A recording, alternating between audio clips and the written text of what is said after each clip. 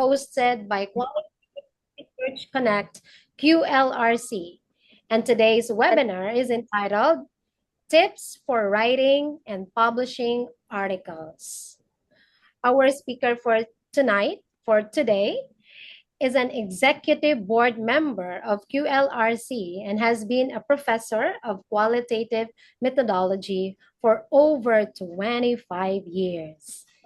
She is an author of 4 qualitative research textbooks, including one on the representing qualitative research. She specializes in writing research, culturally responsive research ethics, and creative possibilities for culturally complex qualitative research. She lives in Colorado, USA, with her family and flock of urban hens. Let us all welcome Dr. Maria K. E. Lehman.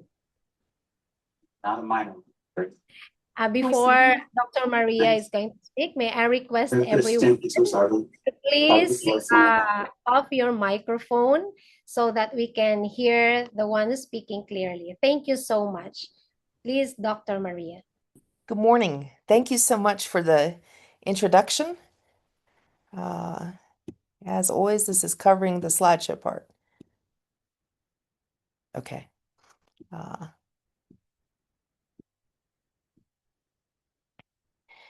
I think this is one of my favorite topics to talk about because I personally struggled with this so much. So at the time that I received my position, I think I'm starting my 26th year this year, I actually only had one publication.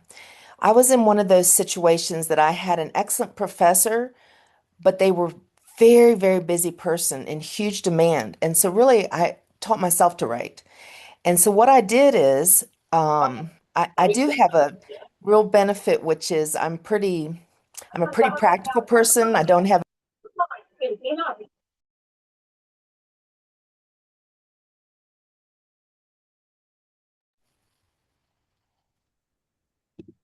Sorry, Dr. Maria, if you could unmute yourself. Yeah, no worries. I'm okay. Mhm. So I decided since I didn't have a lot of publications, I would develop a course called Writing Qualitative Research. And I just said to my students, for me, I'm not a tenured professor yet. And so this is something that I must learn. We're going to learn it together. And I would have different professors come in at different writing stages from around the university. And the students and I essentially wrote together as a writing group. And one of the tips I'm going to have here in a minute is writing groups. And also, you don't have to go around and necessarily say to everybody, oh, I haven't published, I'm struggling, but to be transparent with other colleagues, because it's amazing that even in the 20th year of your career as a successful writer, writing is up and down. And so they might be having a time where they're having a hard time getting their publications, and they still need to get them in most situations, even if they're tenured. And so this is a way that we can make the whole process more transparent for people and not have it be so hidden and scary. So I'm going to run through resources quite quickly because I want to remind everybody the huge amount of rich resources that QLRC has. One thing that's very disappointing to me is my personal book, which I featured here. I'm not even really bothering to give you the link because typically at a world level, it's quite prohibitive, the amount that Sage charges for it. And so one of the things I did is I spent time trying to make resources for each chapter so that information would be available. And I'm not great at making resources, but for example, they'll put in the chat a podcast I made. There's a podcast for each chapter. It's full of very rich information that you can cite and such. But again, I'm not a professional podcaster. I also made infographics that faculty and students can pull and put in your slideshows. They're completely released, that you can take the font, the graphics, the information. The graphics belong to me. I hired someone to make them for me. So you can completely just use that however you want, because the important thing to me is that we get the information out there.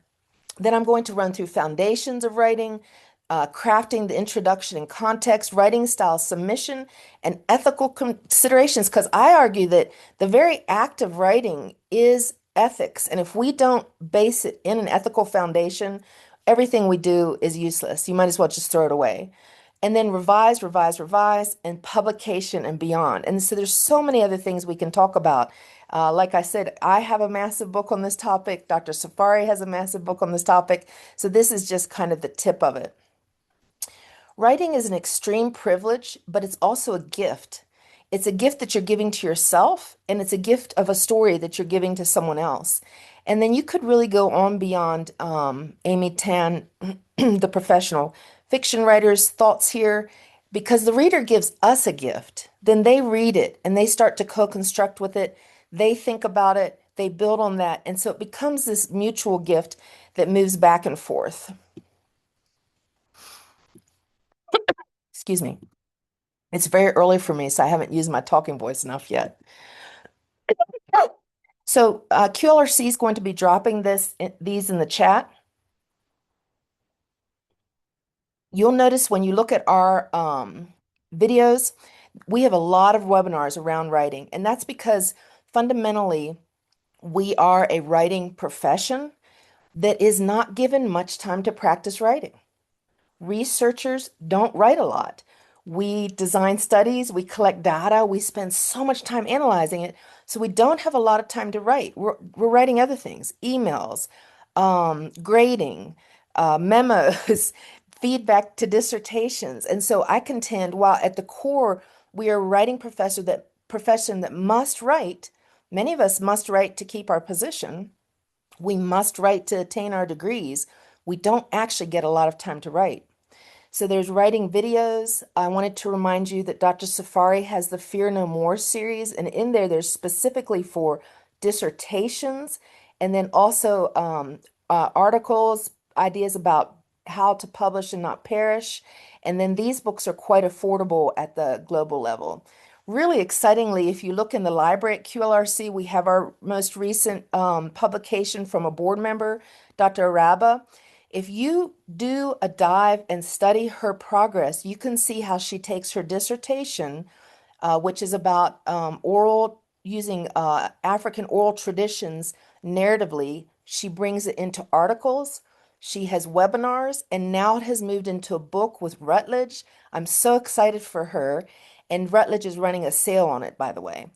So you can follow the trajectory of what we can do with our writing in many different ways, with lots of hard work, of course. And then, of course, the podcast I talked about. And then the very last article is with Jerry, the Journal of Educational Research and Innovation. It's a great journal for you to look at because it will often contact me and say, it comes out of my university. It'll contact me and say, do you have anybody from one of your courses that has enough data they could publish in this? So they do take early career writing for sure. And they're very interested in global type of education and innovation issues. But the article I have here is all about how I think as research writers, it would be well for us to pull on what our full-time writers say, which are fiction, nonfiction, historical fiction, journalist types of writers.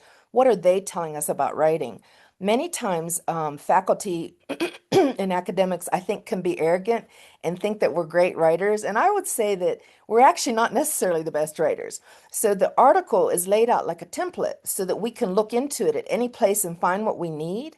And so if we would go and look at writers such as creative fiction writers, let's say, for example, and the ideas they have for writing, I think it strengthens our writing. And that article that they're going to share talks about that.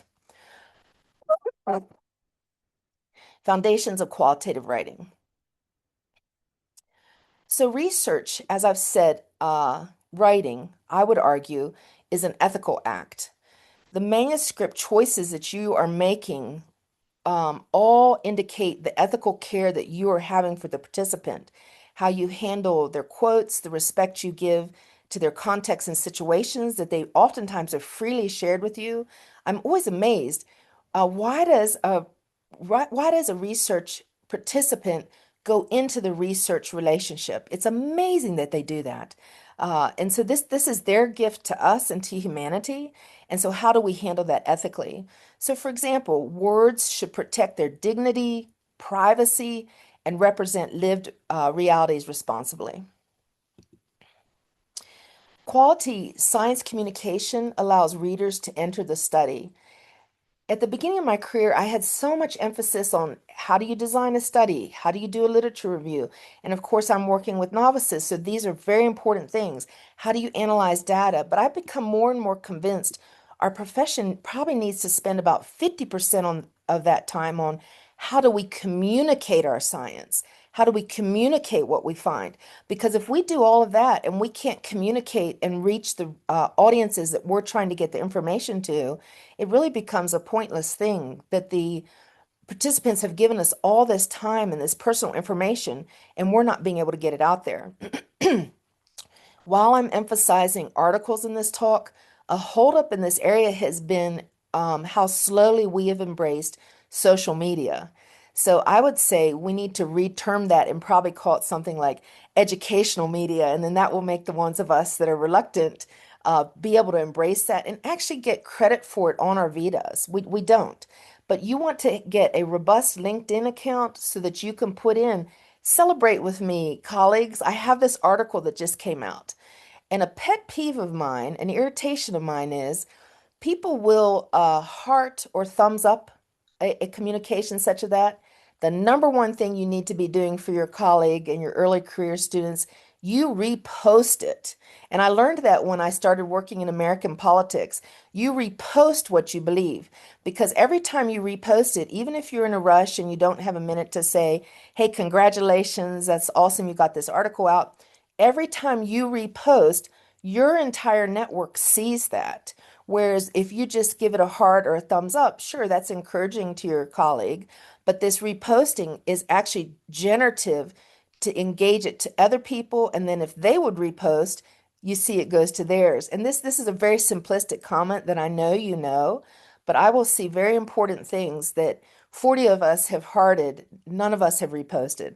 So repost. If you are celebrating someone's article, repost that.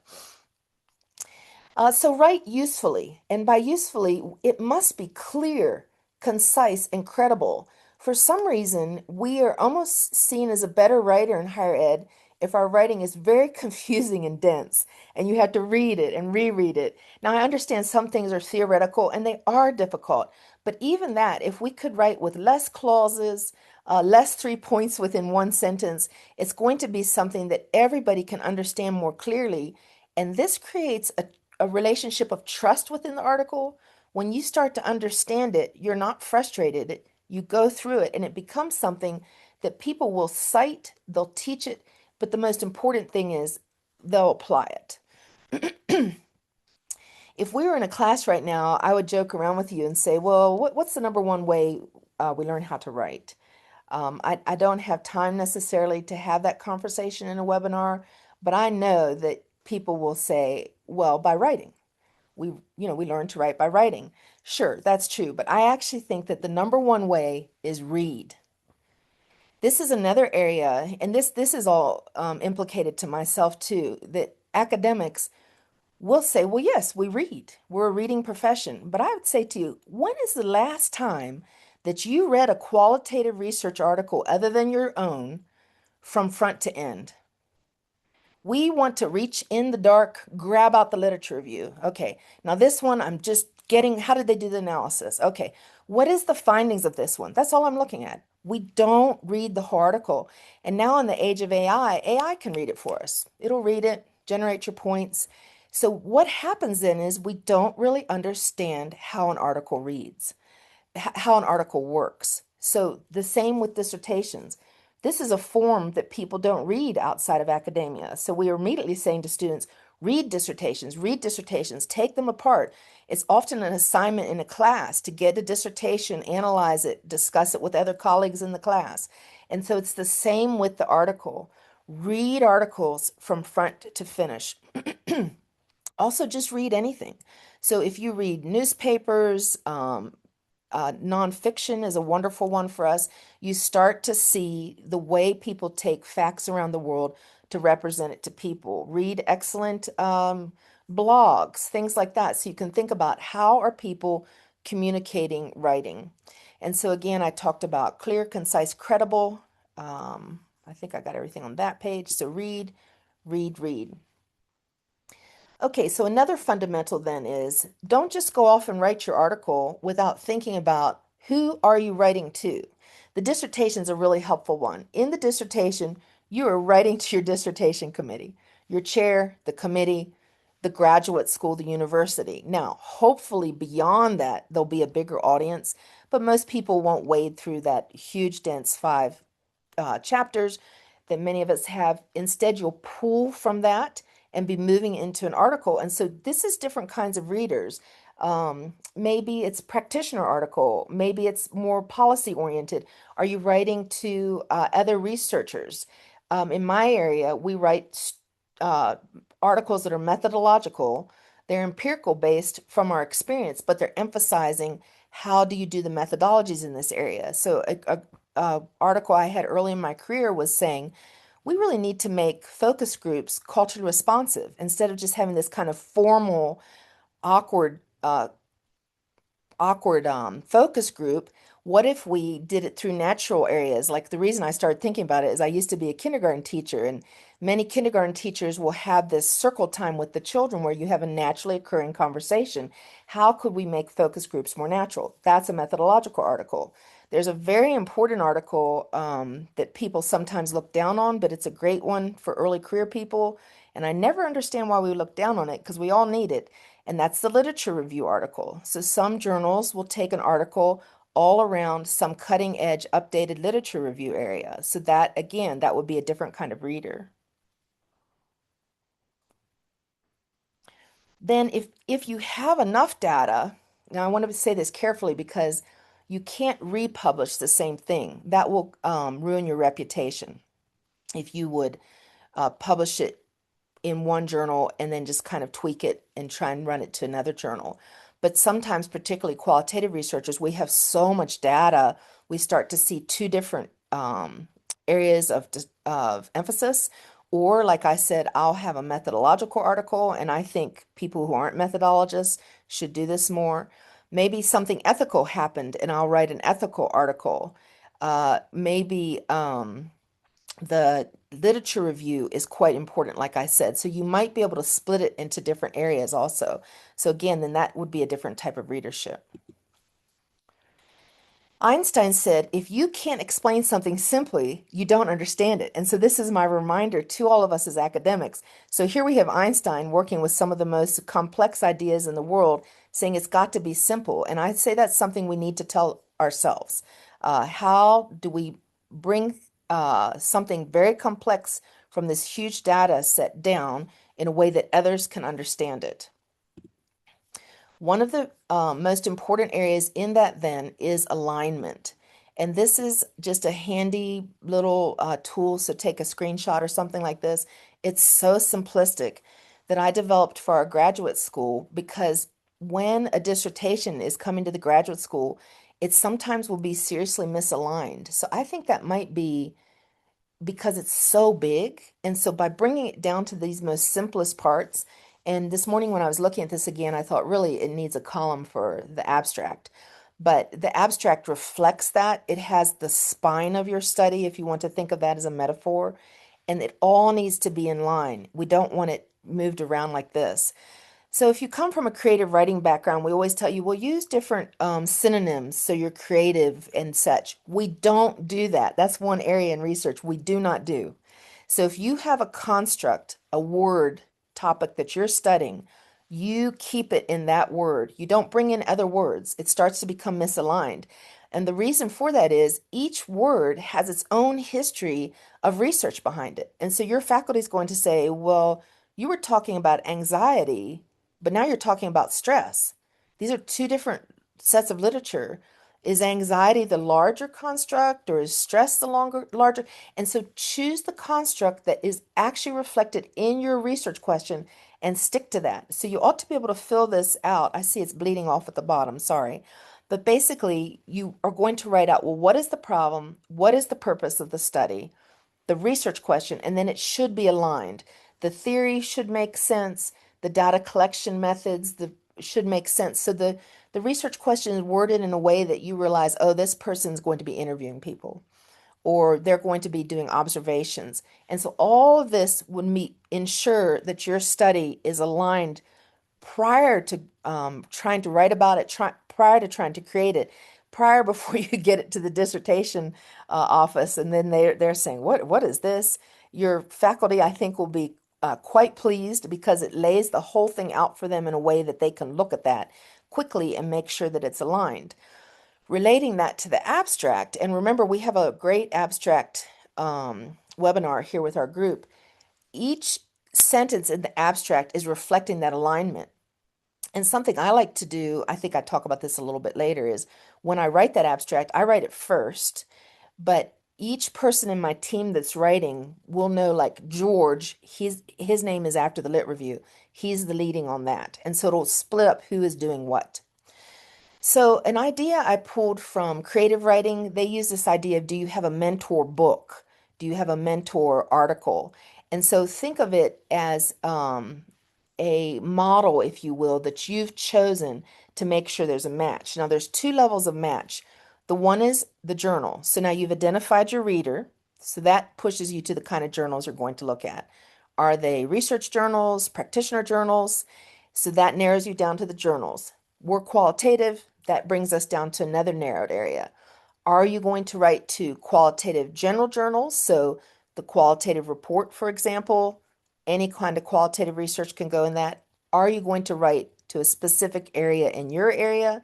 Let's say you're a sports professor, and choose a journal that takes qualitative. So these are different kinds of journals. And I say that because if you choose a journal that takes qualitative, you need to really dig into that and see, what does that editor and readership think qualitative is? Because qualitative research is different to many other people and to many different people. And I learned this the hard way because I sent to a journal where I'd met with the editor, and she said, "Oh, we took qualitative." This is when I was a student. Well, she meant they took 2 articles in 5 years. They were clearly grant funded, 500 participants. This wasn't my work. If I had done my journal research, I wouldn't have wasted her time and I wouldn't have wasted my time. So you find the journal match, and then within that, there needs to be articles that you can cite. And this is not to, curry favor to them. It's if you can't cite that journal, it is not a match. And so what you're looking for is maybe you can cite something from their literature review, but then you're also looking for an article to mentor you. And it doesn't even need to be on the same topic. What it needs to have is a similar sample and a similar methodology and data set. So if they've never done any art-based research and you really need to publish, you don't have tenure yet, you haven't graduated, I wouldn't waste my time with that. Later, you could try and encourage that journal to do art-based, but clearly it's not something they're really thinking about yet. And so you want to think through those kinds of things. You also have many other things you need to look at, like do they charge? What is their AI policy? There's so many things in that match. But I can see I'm not even going to, I told Dr. Safari I'm not going to nearly get my information done. I highly encourage writing as a group. There's a couple kinds of groups. You could seek out a faculty to see if they would write with you as a group. And here you're just sitting down, you're all individually working on your writing. But it's a time of dedicated, set aside time on your calendar. And then you also have some of that time to discuss your trials, tribulations, successes. And then the other kind of group, you will notice if you look at my writing line, I write with my students. So I set up assignments within the course, and any student that can stick with it afterwards, they are, one of the authors. If they have to disband or go do something else, they fall off the authorship. It's all laid out very clearly, and this allows me to have assurance that my students are learning how to write, but also kind of a creative pool where we're pulling across many different kinds of people, such as the article they're dropping to you today. It might be one of my most. It might be 10 authors on that, which gets a lot, but the journals will take that. I would say in the groups, definitely avoid groups that are just sitting around complaining. You can complain about your faculty to your personal friends. You don't need to have a writing group that all they do is complain. So I've been in writing groups as a student that I just had to exit. I wanted to have a fruitful, rich group, not a group where we just complained. Okay, so again, this idea of clarity. From the second you start your article, set the reader down in the data. Qualitative has so much data and it's so hard for us to get it across. So we don't only want it in the findings. Put a data snippet that's so important in your title of your article. For your headings of the findings, a little snippet can be all the different headings. At your ending, circle back around and say, so as George said, and end with a quote in the data. So you're always pushing that data forward. You can open with a scene, for example, a little snippet from a portrait, and this is pulling the reader in and catching their attention, but it's also putting them in the data because we have so much data, it's hard to get it all across to the readers. I talked about write the title, abstract, keywords early. Then, of course, you would go back and rewrite it.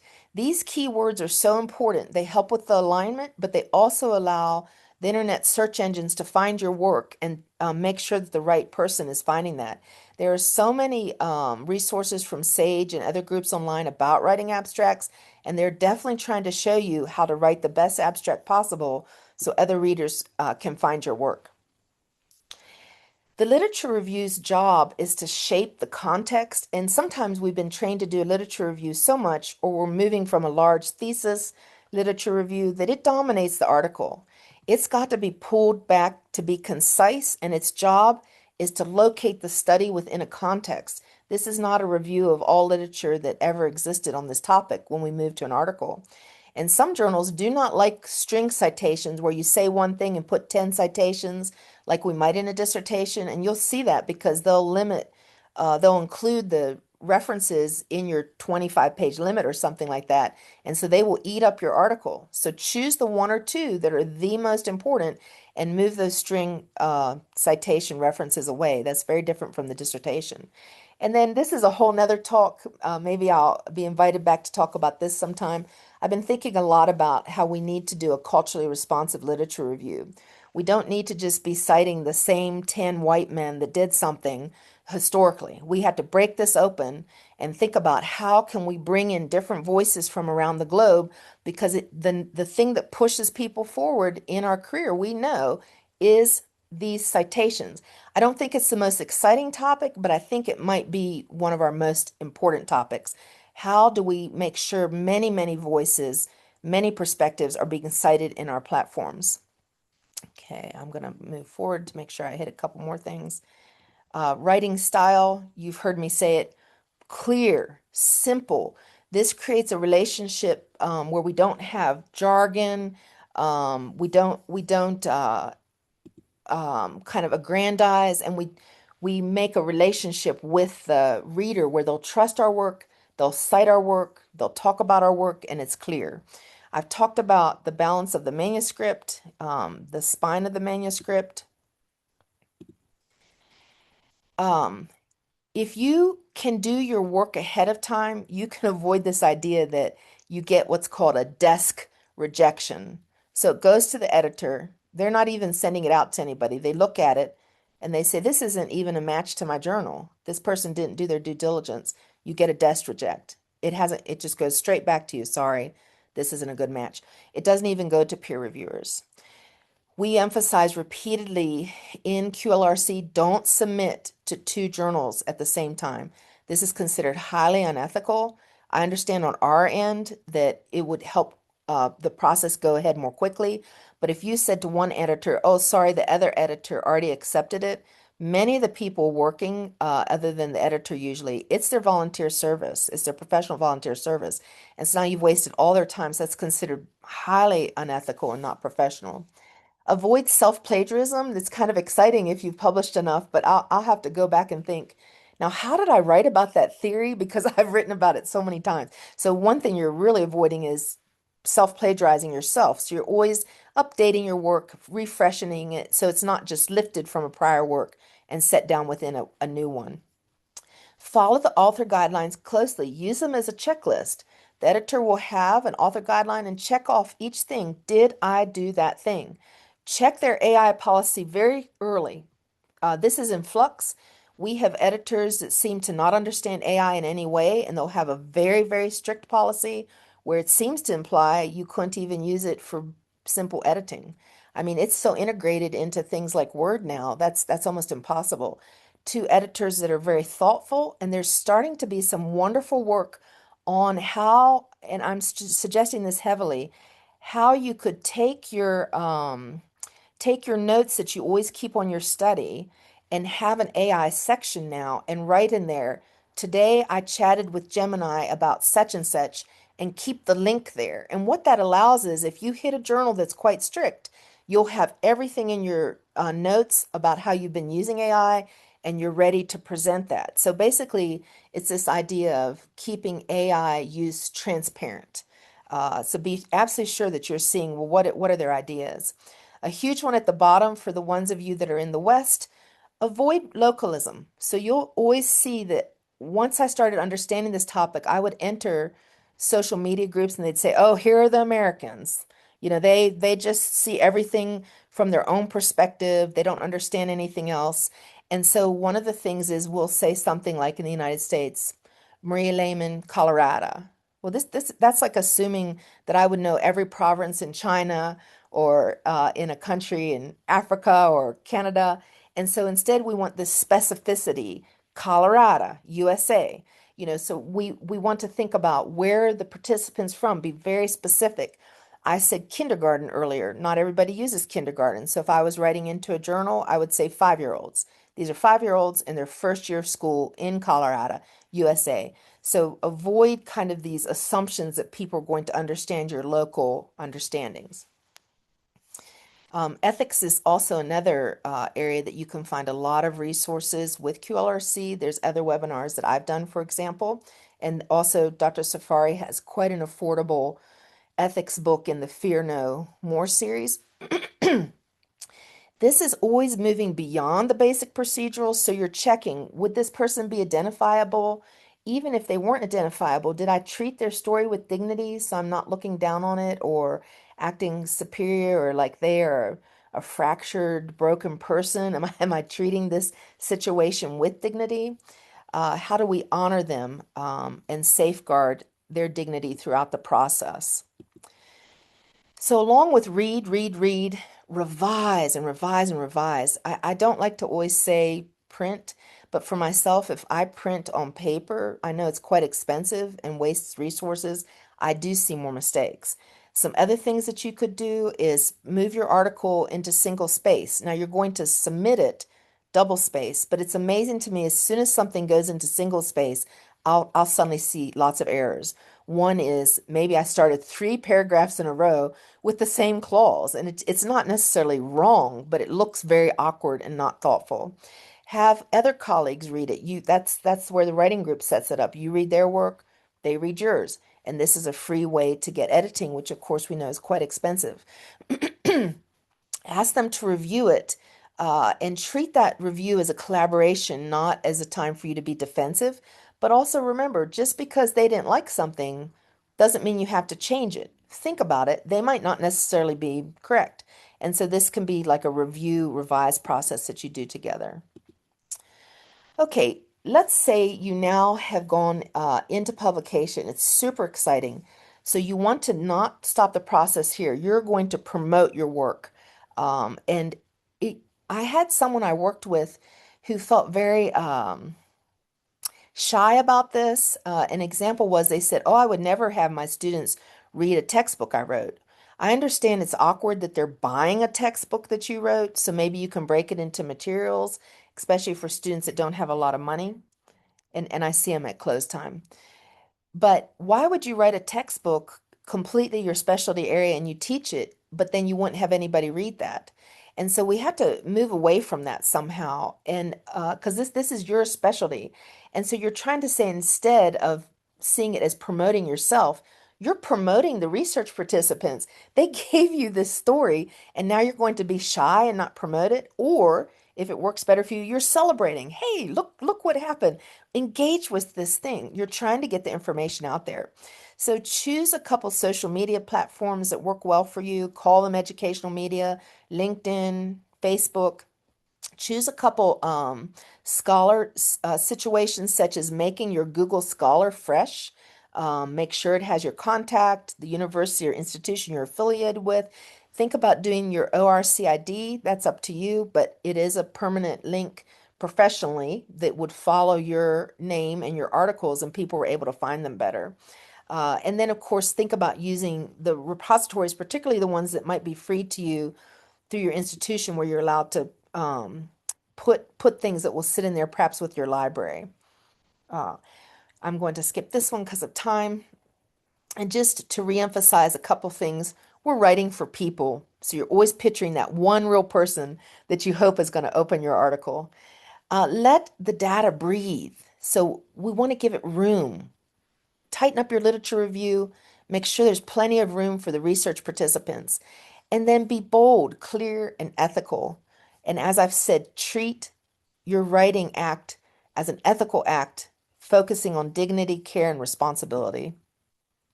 So this is exciting, and they're going to put this in your chat. And I was hoping that it will be done. It is not. I'm so behind of Dr. Safari's deadline. But coming soon, Qualibay, where QLRC has its teaching courses, will have a course that I was so excited to be asked to write on this exact topic. Some of the things I touched on quickly today, actually everything I touched on today, will be highly expanded in this course. So within the course, there'll be maybe 9 webinars like this, if you will, with activities, resources, questions for you to ask, and you get a certificate after you take it. And I can't say this for sure, but sometimes when the course comes out, it does run as a special too, where it's more affordable.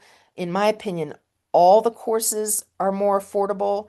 I know maybe not at the global level, but they're definitely more affordable than other courses that are out there, because these courses can be hundreds of dollars. And QLRC's main goal is to get qualitative information out there to improve all of our scholarship, our work, our understanding of other people. And so this will be exciting. This will be coming out soon. Okay, let's see. I think yes. All right. What kind of questions are there for me in the chat? Okay, thank you so much, Dr. Maria, for sharing this very relevant topic on writing and publishing articles. And may I request everyone to write your questions through chat with your name and where you're from. You may also write the institution you're affiliated with or the country. And we are still inviting everyone for our second Global Qualitative Research Conference happening on September 7 to 9, 2026 at Cebu Technological University, Cebu City, Philippines. It is a hybrid conference, so you can participate from anywhere in the world if traveling to the Philippines is not possible. Don't also miss this opportunity to learn from renowned keynote speakers, Braun and Clark, leading experts in qualitative research. And if you are interested, Dr. Maria mentioned about Qualibay, to be a certified qualitative researcher, please don't hesitate to go to www.qualibay.learnworlds.com. Qualibay offers a range of certification courses tailored to your needs. You may explore it anytime in the world. We also encourage you to subscribe to the QLRC YouTube channel so that you can receive notification whenever we upload the webinar recordings. Please go to www.youtube.com at QLRC Connect/videos. Be a part of a dynamic global community of qualitative researchers, and we look forward to seeing you all on site or online. So we have some questions now. Okay, so while waiting for your questions, I have a first question, Dr. Maria. Since you mentioned about the writing models, so how can researchers effectively use mentor articles as writing models without merely imitating them? Now, that's a very, it's very tempting because you don't want to make mistakes, particularly when crafting abstracts and introductions that immediately engage reviewers and readers? Mhm. This is such an important topic. So what we want to avoid is that terrible word plagiarism, because we know we can actually, it's one of the few things that a tenured professor can lose their job for. I always say like plagiarism and murdering a student, something like that. Uh, so um, that does not mean that you can't imitate. So if we were, this is where research departs from fiction writing. If we were imitating fiction writing, people would say, oh, it's imitative. They're not going to publish it. But while you're learning your own voice, think of it as when expert painters used to teach themselves to paint, they would go look at the master's paintings and they would imitate them. They would copy them and copy them. Of course, they couldn't sell it if it was a direct copy. So, what you're doing instead is you're choosing your mentor article, you're setting it beside you. You are now taking your constructs and what your research participants said and putting it within that, which makes it completely different. It's an amazing gift that the research participants give us. They are so unique and their perspectives are so fascinating the way they say things. And so you as you integrate that in there and then you start to do your rewriting and revising, that's as you start to develop your own voice and you will be amazed. Nobody would even be able to see that that mentor article is like your article. Remember, it doesn't even need to be on the same topic. So maybe this person studied 8 9-year-olds' experiences during recess, but you studied 10 high school students' experiences, on whatever field trips. And so now you're looking at that and putting it over. The topic isn't even similar. You're trying to get a feel for how do you do that style. I wish all of us could take writing courses, but if your university doesn't even offer the writing course, this is a very important way to teach yourself. But even at a university like mine that does, it's just a 3-hour course. So it's still not enough time to train yourself. So that mentor article is training that. So the really important piece is don't use any direct language the way they use it as this model. Thank you so much, Dr. Maria. And this question is from Dr. Safari. With the greetings, Dr. Maria, excellent presentations as Thank you. always. How can someone who is scared, because maybe one of the fears is the plagiarism, copying one's work. How can someone who is scared of publishing overcome that fear? And thank you so much, Dr. Safari, for even giving me a platform to talk to people around the world. So let's go back even, not scared to publish. How about just scared to write and have somebody else review it, like their faculty? I mean, because we know some faculty, they use that heavy red pen. They sound very sarcastic. Um, it might feel like it's a belittling experience.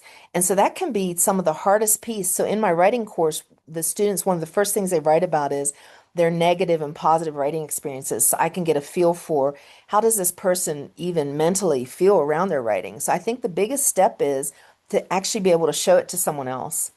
And so if you could find a trusted other to look at your work prior, that will really help bolster that. Then to the extent possible, which is not always possible, I wasn't able to do it.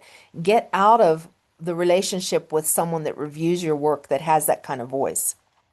So fortunately for me, since I received very negative voiced feedback, I just decided that I was there to get my degree, not to go cry in a corner, and that I was going to look at what within the negatively worded comments was the actual point. And I know that's sounds easier said than done because it's quite tough because you get your feelings hurt. And then I took all the negativity and always thought about how will I do differently for my students? Because I was a professional teacher while I was getting my PhD. Many of us are. I had already taught 10 years. So how can I take that and always reframe those negative experiences to make it positive for my students? One of the first reviews I received for an article was so rude. It said, "You write so badly, you couldn't even write for the New Yorker." So the New Yorker is one of the top United States magazines. I laughed so hard because I thought, look at the arrogance of this person. If I could write for the New Yorker, I wouldn't be a professor. I'd be one of the most famous writers in the world. So I took that, I printed it, and I hung it up on my bulletin board. And I looked at that and I thought, someday I'm going to use that comment, and it's in my writing book. I took it, you know, 10 years later, put it in my writing book and featured it as, look at this person. And so I have an ability to kind of turn things around and laugh. And so in my writing book, I tried to put a lot of different jokes or memes and how can we kind of laugh about these things. And there's some very good social media sites that help with that also. So I think humor can help us with the fear.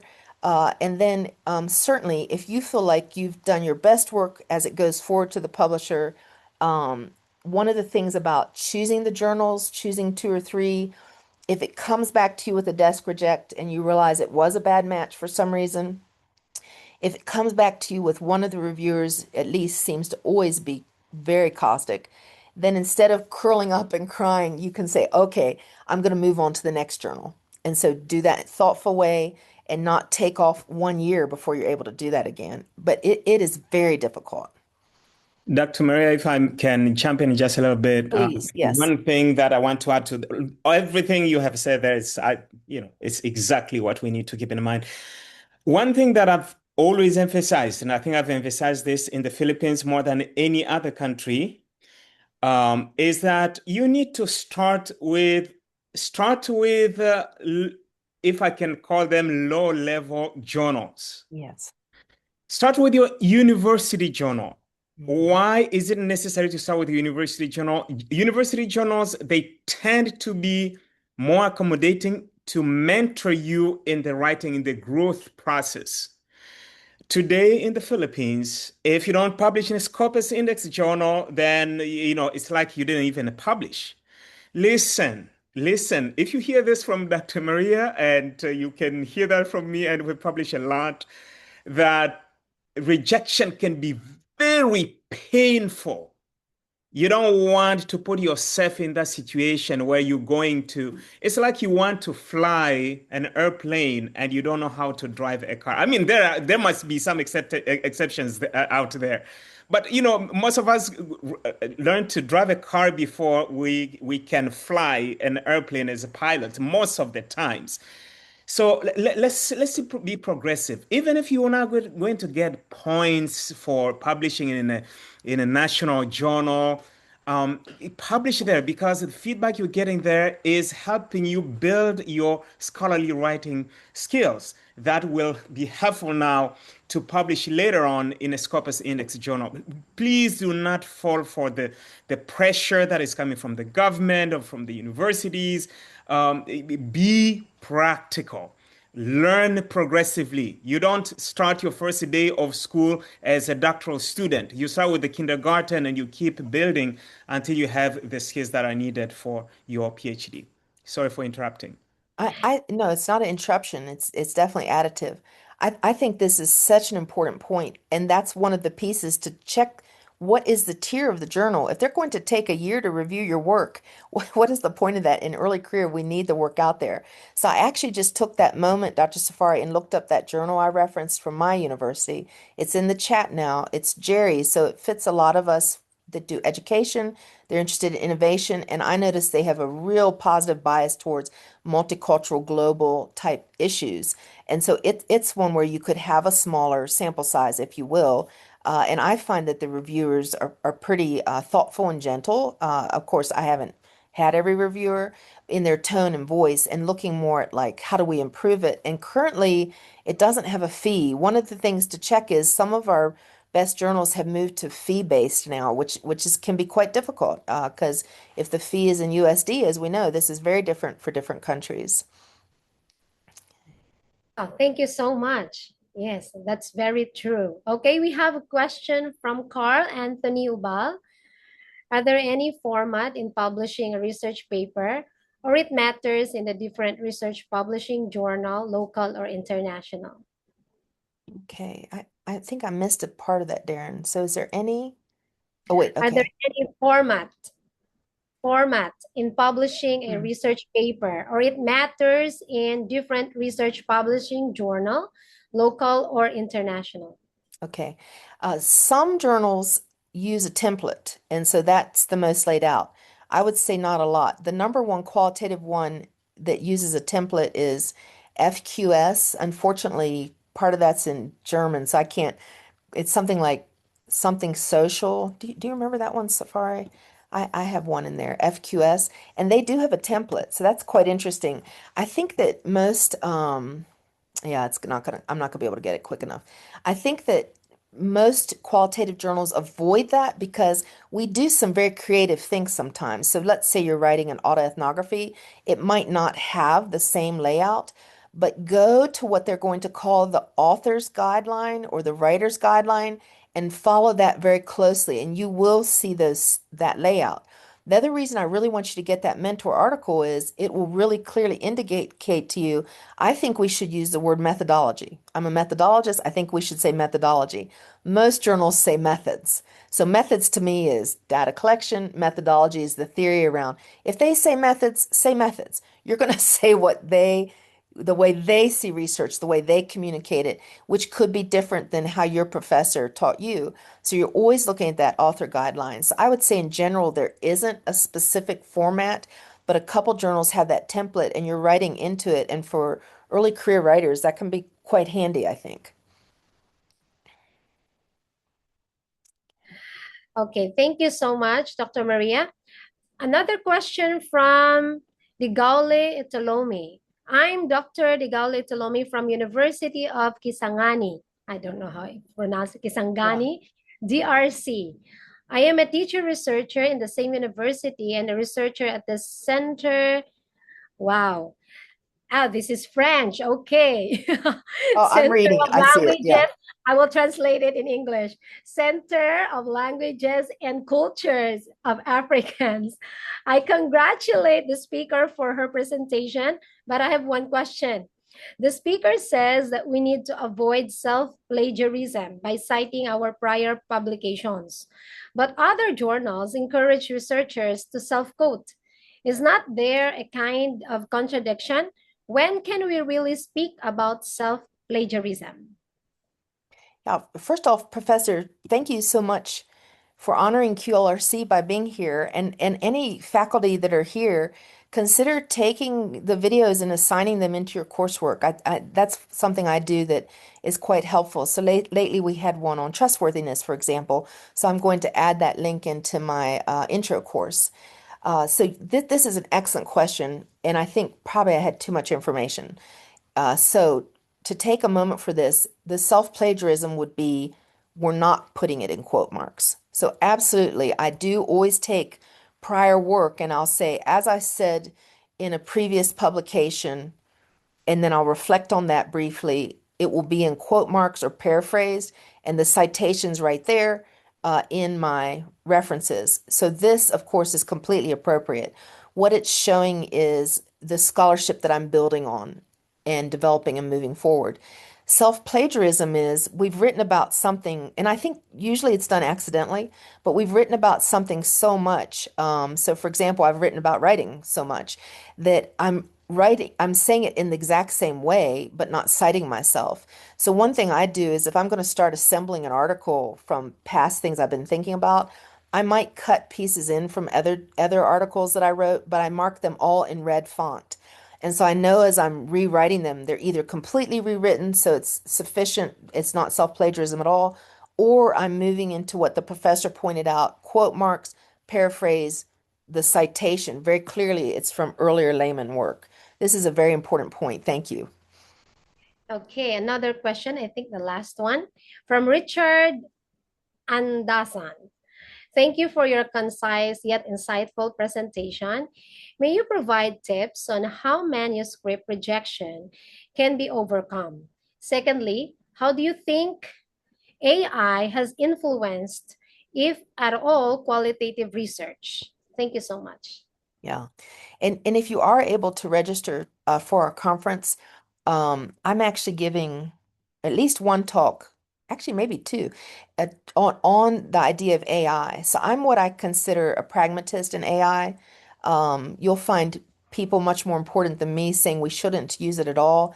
You can't actually walk around a town and fly on an airplane to a conference without using AI. We all have to use AI. It's there. Now, within our writing, we can make very clear choices. And so one choice that will keep you protected and from having your work rejected is AI is not going to write your work for you. It's not going to do your thinking for you. Think of it more as a tool. When we use our computer, cut, paste, these are all tool words from back when we manually did this. And so AI is a tool. If you use something like a qualitative analysis software like NVivo, it's embedded within that now. The note taker for Zoom, we have this AI everywhere. So I'm trying to think through how can we critically engage with AI is what my one talk is on. Because I had a student lately, amazing student, who said, I want to study this AI way that we can use it in my area. And I said, great, that's awesome. But develop the the negative side too. And she said, well, what cons? And I said, oh, you need to go away and read these things. So I sent her all this stuff to read. And she came back and she has a very complex, lovely developed piece on what I consider critical AI. So she talks about this is using water. This is extractive. Is it going to reduce my way to think critically? And so now she has the pros and the cons. So both are there. And so as qualitative researchers, it's important for us to understand all areas of research and allow each one of us to choose where we want to engage in it. So one way, AI has opened up the world at a global level for many groups that monetarily couldn't access certain things. Within that, there are subscription levels that are still not accessible. So that's definitely still there. We have to continue to think about that. And then we have issues with heavily using resources. And so all of this is going on at the same time, but I could not in good conscience graduate a person with a PhD right now as a research methodologist, and they don't know how to use AI because they have to know how to use it ethically. And they might want to go into the industry and it will ask, do you know how to use AI in qualitative research? And if they don't, they're not going to be positioned to do that research. So I have to be, as a qualitative methodologist professor, at a very pragmatic point where I also am completely accepting of colleagues that reject it and don't want to personally use it. They absolutely can reject it and not personally use it if they don't want to, and I support that. In fact, my background as a Mennonite, many of my people still drive horse and buggy. So I certainly am supportive of not using the technologies. And then I feel like, Richard, dealing with rejection. It's tough. So I had a good friend that I showed my first rejection letter and I said, look at this letter. It's horrible. And she read through it. She was a senior professor. And she said, Maria, that's not a rejection letter. And I said, what? And because back then we physically got the letters. So she gave it back to me. I looked at it. And it was so harshly worded, I thought it was a rejection. It was a revise. And anyways, so you need that kind of person to create a space for you to hear you complain, say whatever those issues are, and then be able to move away for a little bit, lick your wounds, and then get right back in it. But Richard, that's so much easier said than done, but I hope you can find that space for you. Thank you, everybody, so much for being here with me today. Wow. Our time is very short. Yeah, so very interesting topic. Once again, thank you so much, Dr. Maria, for sharing this very relevant topic with us today. And we also extend our heartfelt appreciation to all our webinar participants. Your presence and engagement made this session a success. A recording of today's webinar will be available on our website, www.qlrconnect.com, within the next 48 hours. For your certificate of attendance, it is only given to active registered QLRC members. When submitting a request by email to info@qlrconnect.com, participants must include their membership certificate number, which can be found at the top left of the membership certificate. Participants are no longer to submit a photo. However, participants must attend the webinar for at least 30 minutes for the certificate to be issued. If you would like to become an official part of Qualitative Research Connect community, we warmly invite you to visit our website and complete the membership form. Don't miss our next webinar on September 3, 2026. Thank you once again. Good morning, good afternoon, and good evening to everyone joining us from different parts of the world.